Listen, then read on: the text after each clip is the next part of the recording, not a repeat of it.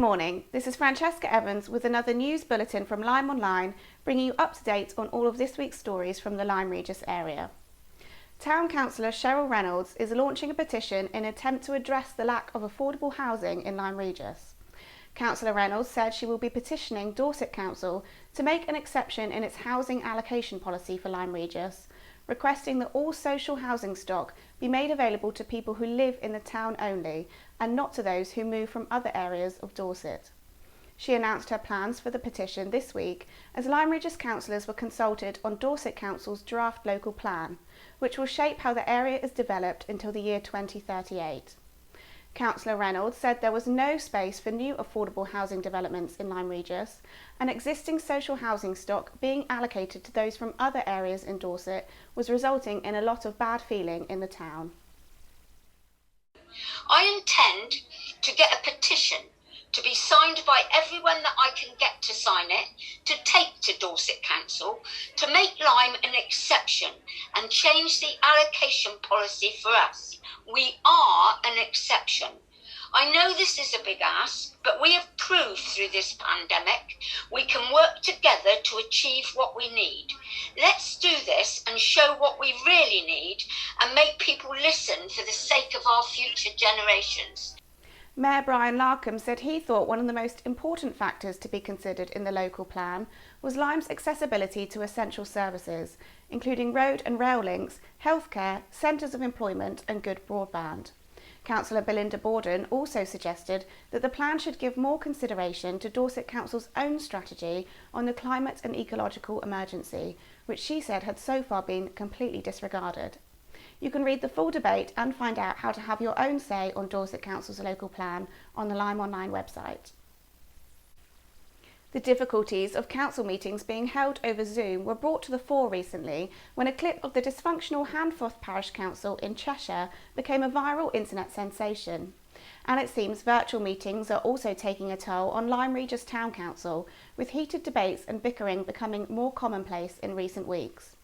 Town councillors were called out for point scoring and told to respect one another by local resident Nigel Ball during a meeting this week. But it wasn't long before councillors descended into another argument, this time over whether or not to pay back £187,500 of an outstanding loan with Dorset Council.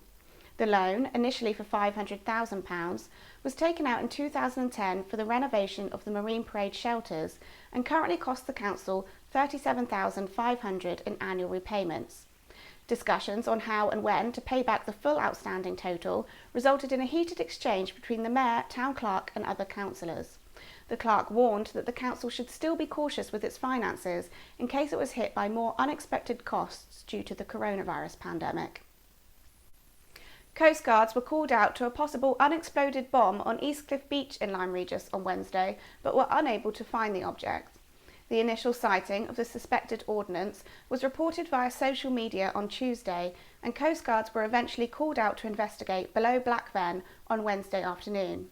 They searched for 1.5 hours in the driving rain, but were unable to locate the suspect item, most likely due to the elapsed time and stormy weather.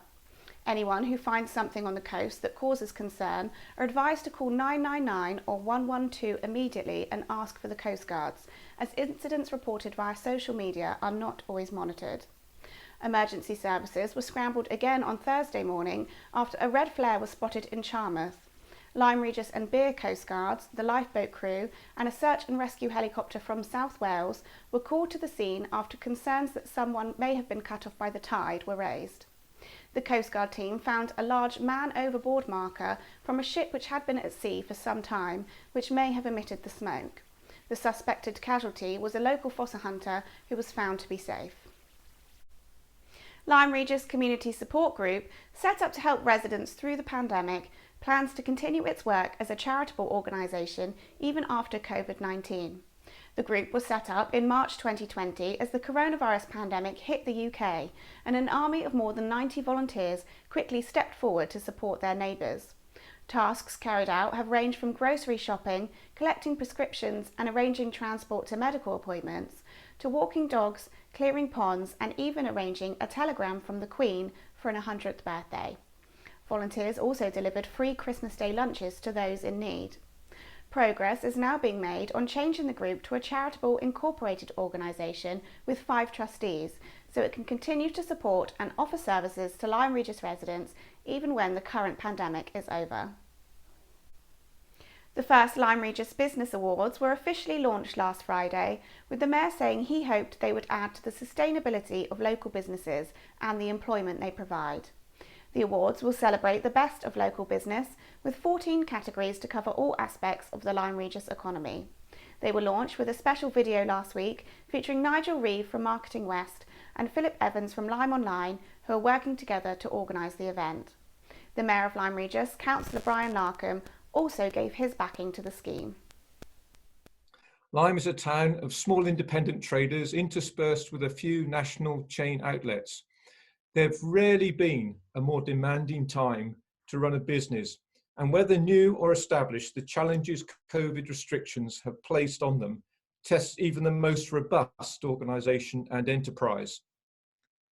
The nature of seaside businesses and the changing trend towards online trading has also added to the pressures, all of which has called upon raised adaptability and changes to the more traditional ways of working.